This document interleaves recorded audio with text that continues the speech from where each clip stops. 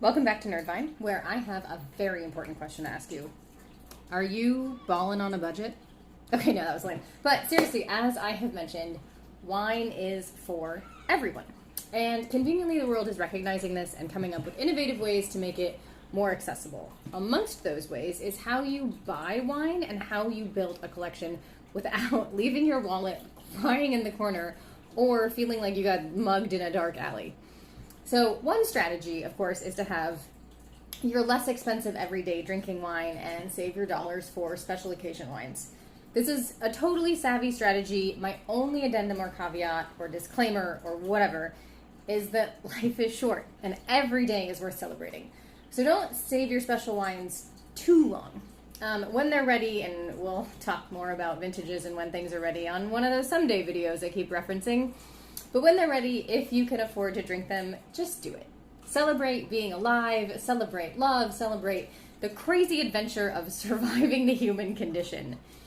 Okay, enough of that sappy stuff. Let's get down to business and budgets. All right, number one, wine club subscriptions. So I keep seeing the ads for the National Geographic wine subscription on Instagram, and I am really tempted. I promised my partner we would drink down our collection before I buy anymore, but I think even once we make a serious dent, it might be time.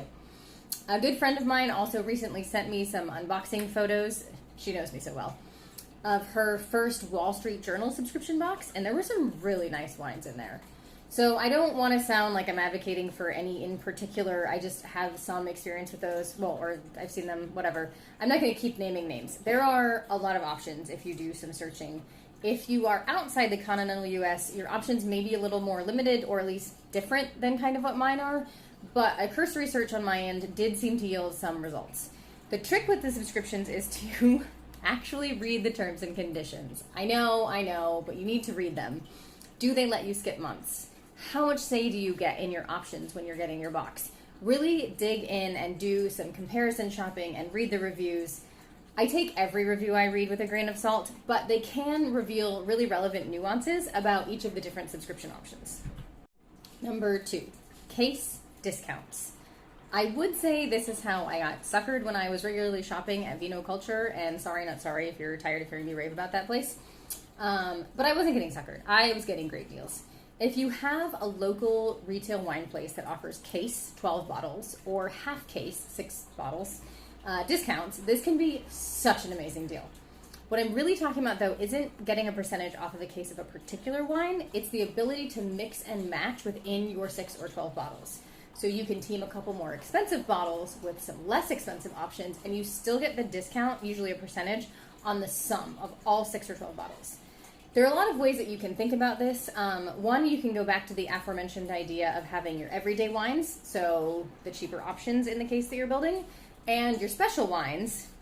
We've kind of talked my views on this, but also fun is to use this to buy your giftable wines.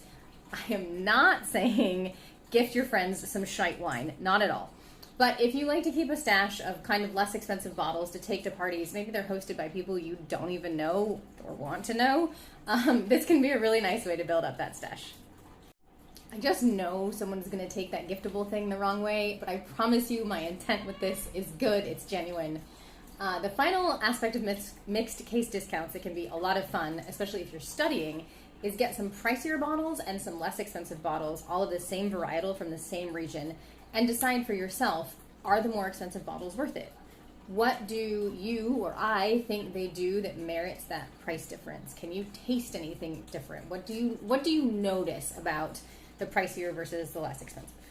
All right, number three, local wine events. So yeah, let's talk about keeping an eye out for wine tastings, festivals, winery open houses, just in your area. I just did, before making this, obviously I was researching for this video, I searched Wine Events Boston, and in addition to some city-centric sites like boston.com, I found two cool looking sites, localwineevents.com and drinkstack.com. I will link them in the video description, but basically they just let you look up events. Eventbrite looks like it might also list some things, just give it a search. Festivals and tours and tastings are always super fun, let's be honest, but sometimes the events will also offer discounts on wine purchases, and that's kind of where I'm going with this. Sometimes also exclusive access to certain releases can be cool and a little less expensive, and you get a chance to talk with the winemakers themselves a lot of times.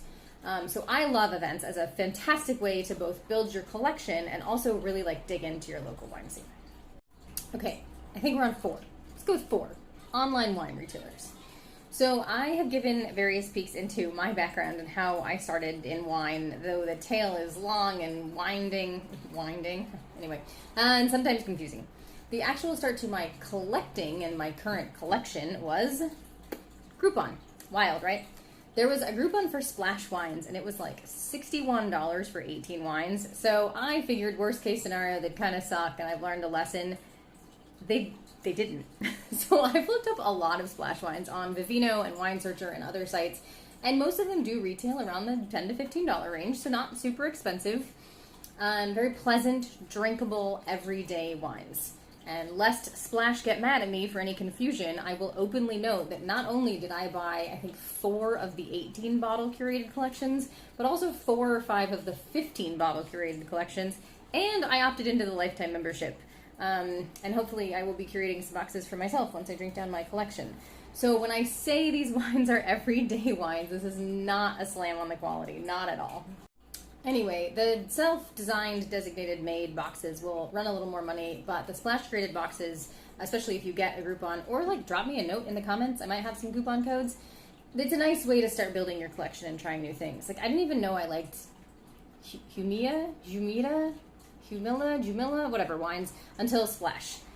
Lest this become a Splash commercial, although, Splash, if you want to pay me or send me free wine, I'm totally down. Let's talk some other options. Another one I've seen all over my Instagram is Wine Spies, and that has a super cool premise of letting you select wines and then store them there at the place until you've built your case, and then they ship you the full case. That sounds really cool. I want to try that one. I can't actually tell if Bright Cellars is online or a club like the first route I mentioned. I have a whole list I need to investigate because legitimately all of my Instagram ads are either like cool suitcases and travel hacks or wine. Weird, right? But don't shy away from the online wine retailers. The internet is truly chock full of reputable wine shops offering competitive prices and really wide selections. So look for your deals on your mixed cases, look for clearance sales, legality issues in some states and countries. Just look for some amazing bargains. And then as a bonus, I know earlier I said take the reviews with a grain of salt, but a lot of online stores do have customer reviews, so that can help you make some informed choices on the wines. All right, number 5, wine auctions. I know you may be like, I hope you just heard my cat squeak, it was really cute. I know you may be like, I'm sorry, but that doesn't sound cheap, and also, what the heck is a wine auction? So I actually hadn't heard of them either until a dear friend of mine who is head over heels in love with champagne told me about them. He's also the reason I fully believe that champagne and pizza on a Tuesday, perfect. So I have not participated in wine auctions myself. I'm not going to name a single auction house or site by name because I literally can't speak to any of them. Just do some searching, some researching, find a friend like Kyle. Whatever you're doing, check out your local and online wine auctions because you can sometimes find just incredible deals on rare and aged bottles. That's the key point, though. This is not a method to get your everyday wines on the cheap. This is building your slightly more special and pricier collection for less than you might pay just upfront with no researching or bidding or anything. If anyone knows of any 1921 or 1979 vintage champagnes up for auction, let me know. I'm going to go break my own budget. No, I'm kidding. Set your budget, though. Stick to it. It seems, to me at least, like it would be really easy to get caught up in the excitement of the bidding. So know what you're looking for. Know what you're willing to pay. Try not to go over that. And if you find any cool wine auctions, let me know. Okay, our final option, avenue, strategy, whatever, number 6, join wine forums and communities. So Kira advised me when I started to get serious on this journey that I should find a tasting group to help me learn and to study. I met some really great people at the Intro Somm course, and I should have gotten their contact info, but I was too busy being awkward. I just wanted to be able to taste and study with people.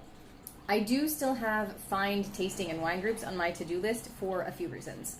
Websites and social media groups dedicated to wine enthusiasts sometimes share tips on where to find the best wine deals and hidden gems. So even if it's just little things, like I was browsing the wines in the local grocery store app. What a 21st century thing to say. And I noticed they have the Wolfer Summer in a Bottle Rosé for $2 off right now. So if we were on a forum together and you shopped at a different grocery store, like, you wouldn't know that. So I could give you that tip. That's probably a really lame example. I'm sure there are better ones. I can't come up with any right now. The point is, you get to know each other, you exchange pointers, you give each other heads up, one another technically, you give one another heads up on sales, hold that thought. Let's build some suspense. Okay, I hope this has provided a possibly somewhat messy, but a roadmap nonetheless to building a remarkable, and remember, remarkable doesn't mean expensive, it means what makes you happy, but a remarkable collection whilst keeping your pockets and wallets as full as possible. I can be a super impatient person, but when it comes to building a collection on a budget, patience is key, as are strategy and a willingness to try new avenues to discover wine. So, the cliffhanger that I mentioned like 10 seconds ago, this can be the community you're looking for. So, comment below with ways you have saved or treasures you have found. Any unusual strategies or recommendations are not only welcomed, but like encouraged. And as a note, so that's the actual reason I hope you're liking and subscribing to these videos. Yeah, it's a nice ego boost or whatever, but really I just want this to be a community. Wine is so much more than just a way to get drunk. I mean, it's not a bad side effect, but like, if you want to get drunk, just do a couple vodka shots. It's truly a crazy, magical world where we can all bring and share little pieces of ourselves and exchange budget tips and life. Okay, enough of that. Cheers to affordable wine collecting and smart sipping.